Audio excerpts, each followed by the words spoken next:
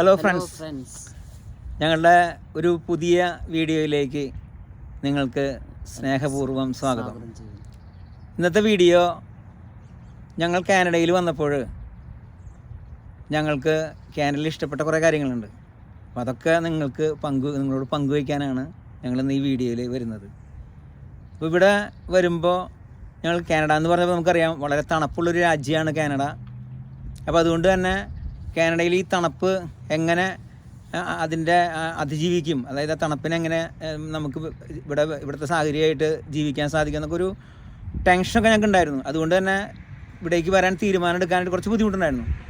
എന്നാൽ ഇവിടെ വന്നതിന് ശേഷം ഞങ്ങൾ വരുന്ന സമയത്ത് ഏകദേശം തണുപ്പൊക്കെ മാറി ഫെബ്രുവരി ലാസ്റ്റാണ് വന്നത്. വിൻ്ററൊക്കെ കഴിയാറായി. എന്നാൽ ഈ വിൻ്റർ കാനഡ മൊത്തം മഞ്ഞു മൂടിക്കിടക്കുന്ന ഒരു സാഹചര്യം, അതായത് മൊത്തം. അപ്പോൾ വലിയ കനത്തിൽ നമുക്ക് ചിന്തിക്കാൻ പറ്റില്ല, അത്രമാത്രം മഞ്ഞ് കൊണ്ട് മൂടപ്പെട്ട ഒത്തിരി വർഷങ്ങൾക്ക് ശേഷമാണ് ഇത്രയധികം മഞ്ഞ് ഈ വർഷം ഉണ്ടായതെന്നൊക്കെ പറയണു, നമുക്കറിയില്ല. അപ്പോൾ നല്ല ഒരു മഞ്ഞ് സീസൺ ഞങ്ങൾ കവർ ചെയ്തു. അപ്പോൾ ജോയ്സിക്ക് മഞ്ഞ് സീസൺ അല്ലെങ്കിൽ തണുപ്പ് വലിയ ബുദ്ധിമുട്ടുള്ള ആളാണ്. അപ്പോൾ ജോയ്സ് എങ്ങനെ കവർ ചെയ്തെന്ന് ജോയ്സ് പറയാത്. എനിക്ക് തണുപ്പ് ഭയങ്കര പേടിയുള്ളൊരു സംഭവമാണ്. എന്ന് വെച്ചാൽ നാട്ടിൽ എനിക്ക് ഒട്ടും പറ്റില്ല. പിന്നെയാണ് മോൻ കാനഡയിലേക്ക് വിളിച്ചപ്പോൾ വരാൻ ഭയങ്കര മടിയായിരുന്നു. എന്ന് വെച്ചാൽ ഇവിടെ കൂടുതൽ തണുപ്പുള്ള സ്ഥലമാണെന്നൊക്കെ അറിഞ്ഞപ്പോൾ. പക്ഷെ ഞാൻ ഇവിടെ വരുമ്പോൾ മരുന്നൊക്കെ ആയിട്ടാണ് പോകുന്നത്. പക്ഷേ ഇവിടെ വന്നിട്ട് എനിക്ക് ആ തണുപ്പ് അതിജീവിക്കാൻ പറ്റി. വലിയ കുഴപ്പം തോന്നിയില്ല. മരുന്നൊന്നും എനിക്ക് ഉപയോഗിക്കേണ്ടി വന്നില്ല. സുഖമായിട്ട് ഇതുവരെ എന്നെ ദൈവം കാത്തു. എനിക്ക് മറ്റുള്ള അസുഖങ്ങളൊന്നും വന്നിട്ടില്ല. ഞാനിപ്പോൾ നല്ല കാലാവസ്ഥയൊക്കെയാണെന്ന് നോക്കിയിട്ട് ഞാനും ചേട്ടനൊക്കെ കൂടി നടക്കാനൊക്കെ പുറത്ത് പോകും. കോട്ടൊക്കെ ഇട്ട് കാലിൽ സോക്സൊക്കെ ഇട്ടിട്ട് ഞങ്ങൾ നടക്കാനൊക്കെ പോകും. പക്ഷെ അത് നടന്നു കഴിഞ്ഞ് വരുമ്പോഴും വലിയ കുഴപ്പമൊന്നുമില്ല, എനിക്ക് തോന്നാറില്ല. പക്ഷെ നാട്ടിലാണെങ്കിൽ എനിക്ക് ചെറിയൊരു തണുപ്പും പിന്നെ അവിടെ പൊടിയൊക്കെ കൂടുതലല്ലേ, ആ പൊടിയൊക്കെ അടിക്കുമ്പോൾ എനിക്ക് വളരെ ബുദ്ധിമുട്ടുകൾ, ചുമയായാലും ജലദോഷമായാലും ഒക്കെ മാറിപ്പോകാനൊക്കെ ഭയങ്കര ബുദ്ധിമുട്ടൊക്കെ ആയിരിക്കും. പക്ഷേ ഇവിടെ അതിനൊക്കെ ഇരട്ടി കാറ്റുമുണ്ട്, തണുപ്പും കൂടുതലാണ്, എല്ലുന്നുണ്ട്. പക്ഷെ പൊടി എന്ന് പറഞ്ഞ സാധനം നമ്മുടെ ഈ കാനഡയിൽ ഇല്ല. എന്നാൽ അത് കാരണം കൊണ്ടായിരിക്കാമെന്ന് തോന്നുന്നു. എനിക്കങ്ങനെ ജലദോഷമോ ചുമയോ അങ്ങനെയുള്ള കാര്യങ്ങളൊന്നും ഇല്ല. അതുകൊണ്ട് ഈ രാജ്യം വളരെയേറെ എനിക്കിഷ്ടപ്പെട്ടു. ഇനി ഞങ്ങളിപ്പോൾ വന്നിട്ട് 1.5 കൊല്ലമാവാൻ പോകുന്നു. പക്ഷെ മോൻ തിരിച്ച് വരണം, അമ്മ ഇനിയും വരണം എന്നൊക്കെ പറഞ്ഞ് നിൽക്കുന്നുണ്ട്. ഒന്നും ആലോചിച്ചിട്ടില്ല. നാട്ടിൽ ചെന്നതിൻ്റെ ശേഷം ഞങ്ങൾ ജൂണിൽ നാട്ടിൽ പോകും. തിരിച്ച് ഞങ്ങൾ ജൂലൈയിൽ വരണം എന്നുള്ള ടിക്കറ്റൊക്കെ എടുത്ത് വെച്ചിരിക്കുകയാണ്. അത് ശരിയാവുമോ എന്ന് എനിക്കറിയില്ല. നാട്ടിൽ എൻ്റെ മൂത്ത മോനും ഭാര്യയും മക്കളൊക്കെ ഉണ്ട്. ഇനി കുറച്ച് നാൾ അവിടെ നിൽക്കണോ അത് ഇങ്ങോട്ട് തിരിച്ചു പോരണോ എന്നുള്ള ആലോചനയിൽ നിൽക്കുന്നു. പക്ഷേ നാട് എനിക്ക് വളരെ ഇഷ്ടമായി. കാനഡ നമ്മുടെ നാട്ടിലത്തെ പോലെ തന്നെ തൊട്ട് വീടുകളും കാര്യങ്ങളും എല്ലാ ഇതുണ്ട്. എല്ലാ സാധനങ്ങളും ഇവിടെ മേടിക്കാൻ കിട്ടും. നമുക്ക് എന്ത് വേണമെങ്കിലും മേടിച്ച് ഭക്ഷണം വെച്ച് കഴിക്കാം. മീനായാലും ഇറച്ചിയായാലും പച്ചക്കറിയായാലും എല്ലാം കിട്ടും. അപ്പോൾ നാട് പോലെയാണ്. നാട്ടിൽ നിന്ന് മാറി നിന്ന ഫീലിങ്സ് ഒന്നുമില്ല. പക്ഷെ മൂത്ത മോനും ഭാര്യ മക്കളും അവിടെ ഉണ്ട്. അതുകൊണ്ട് ഞങ്ങൾ ഈ തവണ ഇപ്പോൾ 1.5 കൊല്ലം ഇവിടെ വന്നിട്ട് ഞങ്ങൾ നാട്ടിലേക്ക് പോകുന്നുണ്ട്. ജൂലൈയിൽ തിരിച്ചു വരണം എന്നുള്ളതിലാണ് പോകുന്നത്. എന്തായിരിക്കുമെന്നുള്ളത് അറിയില്ല. അങ്ങനെ ജൂണിൽ പോകും, ജൂണിൽ പോവും, ജൂലൈയിൽ തിരിച്ചു വരും. ഇപ്പോൾ ഇവിടെ വിൻ്ററും സമ്മറും തമ്മിൽ ഡേ ടൈം കൂടുതൽ സമ്മറിലുണ്ട്. വിൻ്ററിലാണെങ്കിൽ ഡേ ടൈം കുറവാണ്. രാവിലെ വൈകിട്ടാണ് നേരം വെളുക്കുക, ഒത്തിരി നേരത്തെ തന്നെ ഇരുട്ടാവും. ഇപ്പം ഇവിടെ ഈ സമ്മറിലാണെങ്കിൽ രാത്രി 8:30 മണിയൊക്കെ 9 മണിയൊക്കെ ആവും, 10 മണിയൊക്കെ ആവണം ഇരുട്ട് പിടിച്ച് വരുമ്പോൾ. അങ്ങനത്തെ ഒരു അവസ്ഥയാണ്. അപ്പോൾ പകൽ കൂടുതലാണ്, നേരത്തെ തന്നെ നേരം വെളുക്കും. 8:30 കഴിയും സൂര്യൻ പതുക്കെ ഇങ്ങനെ മങ്ങി തുടങ്ങാനായിട്ട് തുടങ്ങുമ്പോൾ തന്നെ. അപ്പോൾ അങ്ങനത്തെ ഒരു അവസ്ഥയാണ്. അതുകൊണ്ട് കൂടുതൽ സമയമുണ്ട് പകൽ. പിന്നെ എനിക്ക് തോന്നിയിട്ടുള്ളത് വെച്ചിട്ടുണ്ടെങ്കിൽ ഇവിടെ കുട്ടികൾക്ക് ഗവൺമെൻറ് നൽകുന്ന ഒരു പരിഗണന എനിക്ക് വളരെ ഇഷ്ടപ്പെട്ടു. കുട്ടികൾക്ക് എന്ന് പറഞ്ഞിട്ടുണ്ടെങ്കിൽ ഹോസ്പിറ്റലിലേക്ക് നമ്മൾ ഹോസ്പിറ്റൽ ആവശ്യങ്ങൾക്ക് ചെല്ലുമ്പോൾ തന്നെ ഒന്നിനും ഇപ്പോൾ ആളുകളും ഇപ്പോൾ നമുക്കറിയാം ഇവിടുത്തെ ജോലിയായിട്ട് ബന്ധപ്പെട്ട ഇൻഷുറൻസ് നിർബന്ധമാണ്. ടാക്സ് അടയ്ക്കുന്നവരാണ് ഇവരൊക്കെ. അതുകൊണ്ട് തന്നെ ഹോസ്പിറ്റലിൽ ഒന്നിനും പൈസ വേണ്ട. അതായത് ചികിത്സയ്ക്കാണെങ്കിലും മരുന്നിനാണെങ്കിലും ഭക്ഷണത്തിനാണെങ്കിലും എല്ലാം ഇവിടെ ഫ്രീ ആണ്. അപ്പോൾ അതുകൊണ്ട് തന്നെ ഇവിടുത്തെ ആളുകൾക്ക് ഇപ്പോൾ ഹോസ്പിറ്റലിൽ പിന്നൊരു പ്രശ്നമുള്ളതെന്ന് വെച്ചിട്ടുണ്ടെങ്കിൽ ഹോസ്പിറ്റലിൽ ഇപ്പോൾ പെട്ടെന്നൊരു അസുഖമായിട്ടോ അല്ലെങ്കിൽ അത്യാഹിതമായിട്ടൊക്കെ നമ്മൾ ചെല്ലുകയാണെങ്കിൽ ഡോക്ടറെ കാണാനും അതുപോലെ മറ്റുള്ളതൊക്കെ ഒത്തിരി സമയം എടുക്കും. ചിലപ്പോൾ 2 മണിക്കൂർ തൊട്ട് 10 മണിക്കൂർ വരെ ഡോക്ടറെ കാണാനൊക്കെ ഇരിക്കേണ്ടതൊക്കെ വരും. അത്രമാത്രം സമയം ഹോസ്പിറ്റലിൽ ഡോക്ടറെ കണ്ട് തിരിച്ചു വരാനായിട്ട് എടുക്കുന്ന ഒരവസ്ഥയുണ്ട്. അതുപോലെ തന്നെ ഇപ്പോൾ ഒരു ഓപ്പറേഷനോ അല്ലെങ്കിൽ മറ്റെല്ലൊക്കെ ഫിക്സ് ചെയ്യുമ്പോൾ നമുക്കിപ്പോൾ ഒരു ഹോസ്പിറ്റലിൽ എത്തി കഴിഞ്ഞാൽ ഉടനെ തന്നെ കാഷ്വാലിറ്റിയിൽ ചെന്ന് പെട്ടെന്ന് തന്നെ ചികിത്സ സ്റ്റാർട്ട് ചെയ്യും. ഇവിടെ അങ്ങനെയല്ല. ഇവിടെ ഹോസ്പിറ്റലിൽ ചെന്ന് കഴിഞ്ഞിട്ടുണ്ടെങ്കിൽ 2 മാസം അല്ലെങ്കിൽ 3 മാസമൊക്കെ ഗ്യാപ്പ് ഇട്ടിട്ടാണ് ഓപ്പറേഷനൊക്കെ തീരുമാനിക്കുക. അപ്പോൾ അങ്ങനത്തെ ഒരു പ്രശ്നമുണ്ട്. ഇവിടെ കൂടുതലും ഗവൺമെൻറ് ഹോസ്പിറ്റലാണ് ഉള്ളത്. പ്രൈവറ്റ് ഉള്ളത് മറ്റേ എന്താ പറയുക, ഈ ഇതൊക്കെ ലാബറട്ടറി ഇതൊക്കെ പരിശോധിക്കുക, രക്തം പരിശോധിക്കുക, ഇതിനൊക്കെ ക്ലിനിക്കുകളാണ് ഇവിടെ ഉള്ളത് കൂടുതൽ.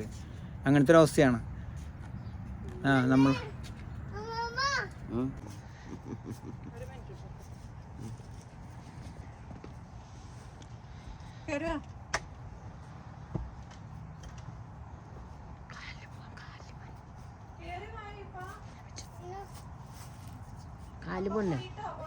കാല് പോണ്ടേ?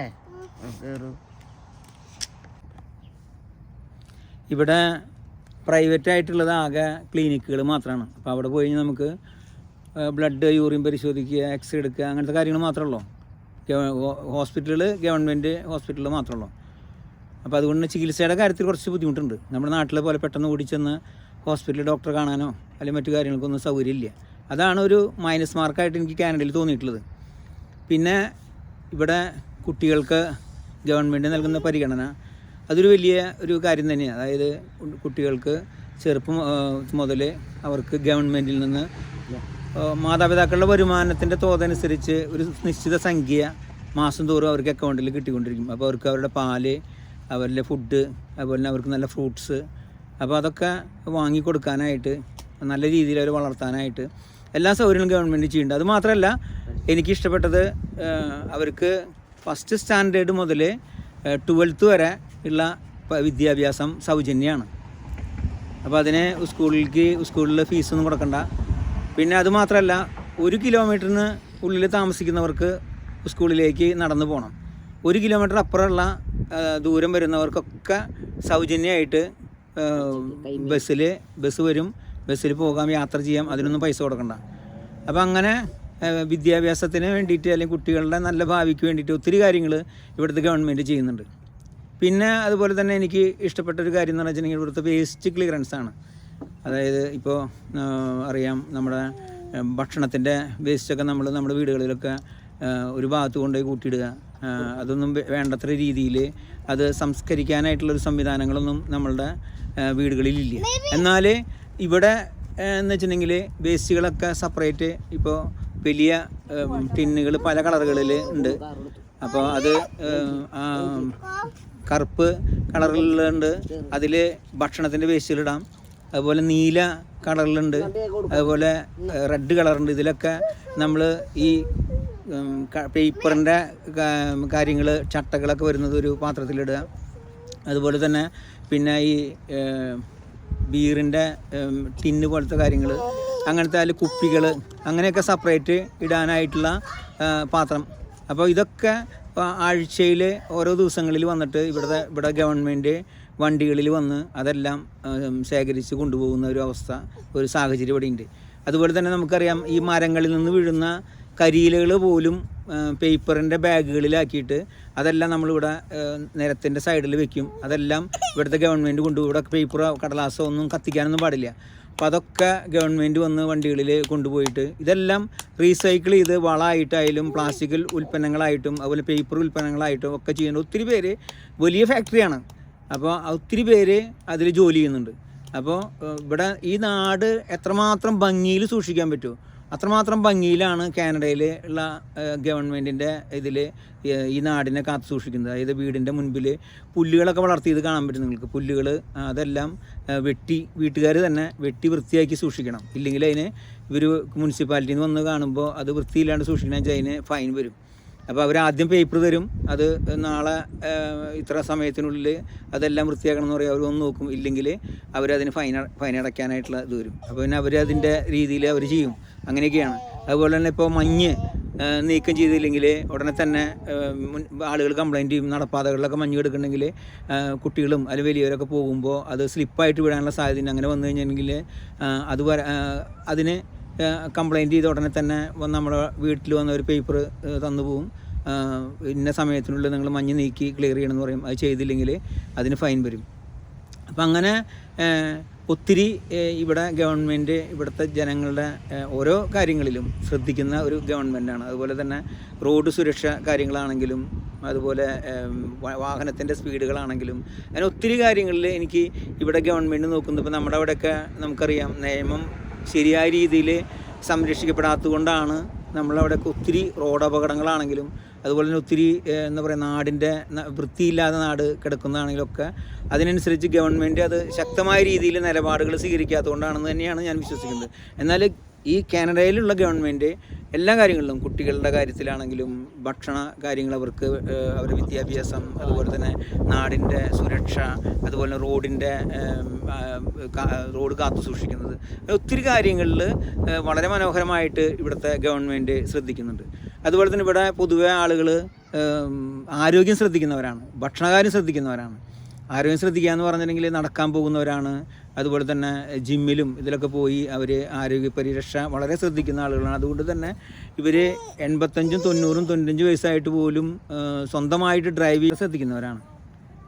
അവർ ജിമ്മിൽ പോകാനായാലും അതുപോലെ നടക്കാനാണെങ്കിലും എല്ലാ കാര്യങ്ങളിലും. അതുപോലെ ഭക്ഷണം നമ്മളുടെ അവിടുത്തെ പോലെയല്ല ഇവിടുത്തെ ഭക്ഷണ രീതികൾ. ഇവിടെ ഭക്ഷണം എന്ന് പറയാൻ വെച്ചിട്ടുണ്ടെങ്കിൽ മസാല കുറവാണ്, അതുപോലെ മുളകുപൊടി കുറവാണ്, അതുപോലെ അരിഭക്ഷണം കുറവാണ്.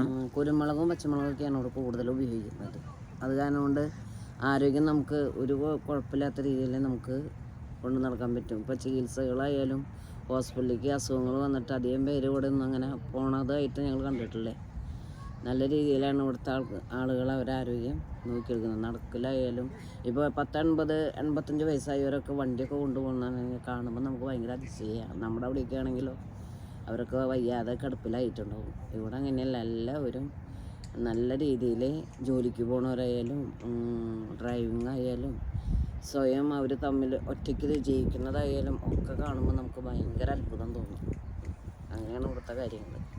നമ്മുടെ നാട്ടിൽ ഒരു പ്രായം കഴിയുമ്പോഴേക്കും രോഗികളായി തീർന്നു.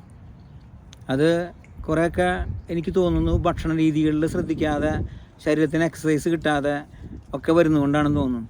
ഇവിടെ ഒരു ആളുകളും ജോലി ചെയ്യുന്നവരാണ്, വെറുതെ ഇരിക്കുന്നവരല്ല. അതും ആരോഗ്യത്തിൻ്റെ ഇതിന് ബെറ്റർ ആവാനായിട്ടുള്ളൊരു കാരണമാണെന്ന് എനിക്ക് തോന്നുന്നു. അപ്പോൾ ഈ നാട്ടിൽ ഇപ്പോൾ നമ്മൾ ഇവിടെ പുല്ല് വളരുന്നുണ്ട് മുൻപിൽ, അതുപോലെ തന്നെ വീടിൻ്റെ പുറകുവശമൊക്കെ പലരും കൃഷി ചെയ്യുന്നവരാണ്. നമ്മളവിടെയൊക്കെ ആണെങ്കിൽ ഒരു പുല്ല് വെട്ടണമെങ്കിൽ അല്ലെങ്കിൽ ഒരു കൃഷി ഒന്ന് കളക്കുക എന്തെങ്കിലുമൊക്കെ ചെയ്യണമെങ്കിൽ അല്ലെങ്കിൽ വീട് വൃത്തിയാക്കണമെങ്കിൽ ഒക്കെ നമ്മൾ ആശ്രയിക്കുന്നത് നമ്മൾ ഹിന്ദിക്കാരെയോ തമിഴന്മാരെയോ അല്ലെങ്കിൽ ഏതെങ്കിലും പെണ്ണുങ്ങളെയൊക്കെ കൂലിക്ക് വിളിച്ച് വീട്ടിൽ കയറ്റി നമ്മൾ വീട് വൃത്തിയാക്കാനായിട്ട് ശ്രദ്ധിക്കും. എന്നാൽ ഇവിടെ അവനവനാണ് ചെയ്യുന്നത്. പുറമെന്നുള്ള ആളുകൾ വളരെ കുറവാണ്. തീരെ പറ്റാത്ത സ്ഥലങ്ങളിൽ മാത്രം ആരെങ്കിലും ഒരാളെ വിളിച്ചെങ്കിലായി എന്നല്ലാണ്ട് എല്ലാ കാര്യങ്ങളും അവനവനാണ് ചെയ്യുന്നത്. അപ്പോൾ അത് തന്നെ ഒരു നല്ല കാര്യമാണ്. പിന്നെ അതുപോലെ ഇവിടുത്തെ ആളുകളുടെ വീടുകളിലെ ഉള്ളിലൊക്കെ നമ്മൾ ചെന്ന് കഴിഞ്ഞാൽ കാണാൻ സാധിക്കും അത്രമാത്രം വൃത്തിയിലും വെടുപ്പിലാണ് വീട് സംരക്ഷിക്കുന്നത്, അലങ്കരിക്കുന്നത്. അപ്പോൾ വീടിൻ്റെ ഉള്ളിൽ ഭയങ്കര വൃത്തിയാണ്. അപ്പോൾ നമ്മുടെ വീടുകളിലൊക്കെ വന്നു കഴിഞ്ഞിട്ടുണ്ടെങ്കിൽ ചില വീടുകളൊക്കെ ഗോഡൗൺ പോലെയൊക്കെ വലിച്ചു വാരിയിട്ട് ബെഡൊന്നും കാണാൻ നമുക്കറിയാൻ പറ്റും. ബെഡിലൊക്കെ തുണിയും സകല സാധനങ്ങളൊക്കെ കിടന്നെഴുന്നേറ്റ് പോകുന്ന ആൾക്കാർ വലിച്ചു വാരിയിട്ടാണ് കാണുന്നത്. ഇവിടെയൊക്കെ എന്ന് പറയുക ഒരു ചുളിവ് പോലും ഇല്ലാതാണ് വീട്ടിലത്തെ ബെഡുകളും കാര്യങ്ങളൊക്കെ എന്താ പറയുക വീട്ടിലത്തെ ഓരോ കാര്യങ്ങളും ഇവർ ക്രമീകരിച്ച് വെച്ചാണ്. അപ്പോൾ ഒത്തിരി എനർജിക്കായിട്ട് ഇവിടെ എല്ലാവരും, അതായത് കാര്യങ്ങൾ അത്രയും ഭംഗിയായിട്ട് ആരോഗ്യപരമായിട്ട് ഒക്കെ ജീവിക്കുന്ന ഒരു നാടാണ്. അതുകൊണ്ട് തന്നെ കാനഡ ഞങ്ങൾക്ക് വളരെയേറെ ഇഷ്ടപ്പെട്ടു. അപ്പോൾ ഞങ്ങളുടെ ജീവിതത്തിലും ഇവിടെ വന്നപ്പോൾ കുറേ കാര്യങ്ങൾ ഞങ്ങൾക്ക് മാറ്റം വരുത്തുന്നു തോന്നി. നമ്മൾ മറ്റുള്ളവരുടെ പഠിക്കേണ്ടത് മറ്റുള്ളവരിൽ നിന്നല്ലേ. അപ്പോൾ ഈ നാട്ടിൽ നിന്ന് കുറേ കാര്യങ്ങൾ ഞങ്ങൾക്ക് പഠിക്കാൻ പറ്റി. അപ്പോൾ ഞങ്ങൾ ഇതും നമ്മുടെ വീടുകളൊക്കെ മനോഹരമായിട്ട് സൂക്ഷിക്കുക, അതുപോലെ തന്നെ നമുക്ക് ചെയ്യാൻ സാധിക്കുന്ന ജോലികൾ ഞങ്ങളതാണ് ഇതിലൂടെ പറയാനായിട്ട് ആഗ്രഹിക്കുന്നത്. നമുക്ക് ചെയ്യാൻ പറ്റുന്ന കാര്യങ്ങൾ പരമാവധി മറ്റുള്ളവർ ഒഴിവാക്കുക. അപ്പോൾ വീട്ടിലത്തെ ജോലികളാണെങ്കിൽ അതുപോലെ തന്നെ ഇവിടെ ഇപ്പോൾ അതുപോലെ തന്നെ എനിക്ക് തോന്നിയിട്ടുണ്ടെങ്കിൽ ഭാര്യയായാലും ഭർത്താവായാലും ഭക്ഷണം പാകം ചെയ്യാനാണെങ്കിലും വീട്ടിലത്തെ ജോലികൾക്കാണെങ്കിലും എല്ലാവരും ചെയ്യും. നമ്മുടെ വീട്ടിൽ പെണ്ണുങ്ങൾക്ക് മാത്രമായിട്ട് എന്താ പറയുക മാറ്റി വയ്ക്കപ്പെട്ടൊരു ജോലിയാണ് അടുക്കള ജോലി. ഇവിടെ അങ്ങനെയല്ല. ഇവിടെ എല്ലാ ജോലികളും ഭാര്യയിലും ഭർത്താവായാലും ഒക്കെ ഒരുമിച്ച് ചെയ്യും. പിന്നെ അതല്ല, ഒരു ദിവസം ഭക്ഷണത്തിന് നമ്മൾ കിച്ചണിൽ കയറാൻ 2 ദിവസം നമുക്കത് ഉപയോഗിക്കാം. പക്ഷെ നമ്മുടെ നാട്ടിലാണെങ്കിലോ 24 മണിക്കൂറും നമ്മൾ കിച്ചണിൽ നിന്ന് ഓരോ കാര്യങ്ങൾ ചെയ്യാൻ നമുക്ക് ഒന്നിനും നേരമില്ലാത്ത അവസ്ഥയാണ്. ഇവിടെയൊക്കെ കുറേ സമയം നമുക്ക് ഫ്രീ ആയിട്ടിരിക്കാം. എന്ന് വെച്ചാൽ ഒരു ദിവസം ഭക്ഷണം വയ്ക്കുകയാണെങ്കിൽ അത് 2 ദിവസത്തേക്ക് ഉപയോഗിക്കാവുന്ന രീതിയിൽ വെച്ച് നമ്മൾ ഫ്രിഡ്ജിൽ വെക്കുന്നു. അത് കഴിഞ്ഞ് നമുക്ക് ആവശ്യത്തിനെടുത്ത് ഓവനിൽ ചൂടാക്കി നമ്മൾ കഴിക്കുന്നു. അങ്ങനെയാണ് ഇവിടുത്തെ. നമ്മളങ്ങനെ നാട്ടിലങ്ങനെയല്ലല്ലോ. 3 നേരം ഫ്രഷും സാധനങ്ങളും വെച്ച് കഴിച്ച് നമുക്ക് പണി എടുക്കാൻ തുടങ്ങിയാൽ കഴിയൂല. എപ്പോഴും നമ്മൾ ജോലിയിലായിരിക്കും. വീട്ടിലൊക്കെ ആണെങ്കിൽ 24 മണിക്കൂറും ജോലിയിലായിരിക്കും. ഇവിടെ കുറേ നേരം നമുക്ക് റെസ്റ്റ് ഉണ്ട്. കുറേ കാര്യങ്ങൾ കാണാനും പോകാനൊക്കെ നമുക്ക് നടക്കാനും എല്ലാത്തിനും സൗകര്യങ്ങളുണ്ട്. പോകാനും തോന്നും. അങ്ങനെ എല്ലാ കാര്യങ്ങളും കൊണ്ടും നല്ല സുഖമാണ് ഇവിടെ. അപ്പോൾ ഞങ്ങൾക്ക് കിട്ടിയ ഈ ഒരു അനുഭവം നിങ്ങളുമായിട്ട് പങ്കുവയ്ക്കാനാണ് ഞങ്ങൾ ഈ വീഡിയോ ചെയ്തത്. അപ്പോൾ നിങ്ങളുടെ ജീവിതത്തിലും നല്ല തീരുമാനം എടുക്കാനും നമ്മുടെ വീട്ടിലായാലും ഞാൻ നേരത്തെ സൂചിപ്പിച്ചതുപോലെ ജോലികളാണെങ്കിലും തമ്മിൽ സഹകരിച്ച് ചെയ്ത് വീടിൻ്റെ അന്തരീക്ഷം സന്തോഷം നിറഞ്ഞതും എന്താ പറയുക സ്നേഹം നിറഞ്ഞതൊക്കെ ആയിത്തീരാനായിട്ട് ഈ വീഡിയോ നിങ്ങൾക്ക് ഉപകാരപ്പെടട്ടെ. ഒരിക്കൽ കൂടി എല്ലാവർക്കും ഞങ്ങളുടെ ഈ വീഡിയോയിൽ ഞങ്ങൾ പങ്കുവെച്ച ഈ കാര്യങ്ങൾ നിങ്ങൾക്ക് ഉപകാരപ്രദമാകട്ടെ എന്ന് ആശംസിച്ചുകൊണ്ട് എല്ലാവർക്കും ബായ്. അപ്പോൾ അടുത്ത് ഞങ്ങളുടെ വീഡിയോ നിങ്ങൾക്ക് ഇഷ്ടപ്പെട്ടെങ്കിൽ ലൈക്ക് ചെയ്യുക, ഷെയർ ചെയ്യുക, സബ്സ്ക്രൈബ് ചെയ്യുക. ഓക്കെ, ഞങ്ങൾ പറഞ്ഞു പഠിച്ചു വരുന്നുള്ളൂ. അതുകൊണ്ടാണ് കുറച്ചൊക്കെ പ്രശ്നങ്ങളൊക്കെ കുറവുകളൊക്കെ ഉണ്ട്. അതൊക്കെ മനസ്സിലാക്കി ഞങ്ങൾ പഠിച്ച് ചെയ്യാം. ഓക്കെ, അപ്പോൾ ഞങ്ങളുടെ കൂടെ നിങ്ങളും ഒപ്പം ഉണ്ടാകണം. ബായ്.